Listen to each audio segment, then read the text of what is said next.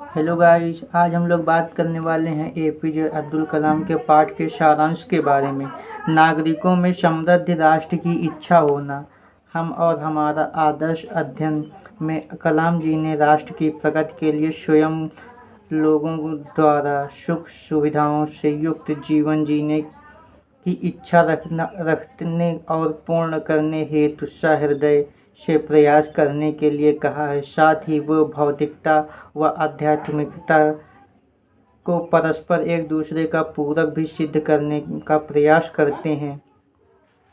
प्रगति के लिए स्वयं को महत्व को पहचानना। लेखक कलाम जी ने स्वयं की युवा छात्रों को मिलने की प्रवृत्ति पर विचार करते हुए स्वयं को रामेश्वरम द्वीप से निकलकर जीवन में प्राप्त की गई नई उपलब्धियों पर आवश्यक प्रकट करने का और इन उपलब्धियों के मूल में से अपनी महत्वाकांक्षा की प्रवृत्ति पर विचार विमर्श करते हुए इस निष्कर्ष पर पहुँचते हैं कि उनके द्वारा समाज के प्रति दिए गए योगदान के अनुसार अपना मूल्यांकन करना ही महत्वपूर्ण था। वो कहते हैं कि मनुष्य को ईश्वर प्रदत्त सभी वस्तुओं का उपभोग करने का अधिकार है और जब तक मनुष्य के भीतर स्वयं समृद्ध भारत में जीने की इच्छा व विश्वास नहीं होगा, वह नागरिक नहीं बन सकता।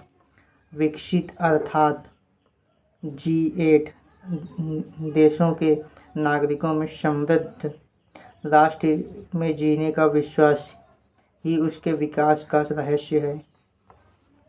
जीवन में भौतिक वस्तुओं का महत्व। कलाम जी ने भौतिक और आध्यात्मिक को ना तो एक दूसरे का विरोधी मानते हैं और ना ही भौतिकता मानसिकता को गलत हुआ स्वयं अपना उदाहरण देते हुए न्यूनतम वस्तुओं का उपभोग करने की अपनी प्रवृत्ति में विषय में बताते हैं और कहते हैं कि समृद्ध मनुष्य की सुरक्षा व विश्वास के भाव को संचारित करता है जो इनसे स्वतंत्र होने के भाव को पैदा करता है। कलाम जी ने ब्रह्मांड का वह बगीचे में खिले हुए फूलों का उदाहरण देते हुए प्रकृति द्वारा प्रत्येक कार्य को पूर्णता से करने के गुण को उदाहरित करते हुए वह महर्षि अरविंद द्वारा प्रत्येक वस्तु को ऊर्जा का अंश मानने का उदाहरण देते हुए कहते हैं कि आत्मा व पदार्थ सभी का अस्तित्व है, दोनों परस्पर जुड़े हुए हैं, अतः भौतिकता कोई बुरी चीज़ नहीं है।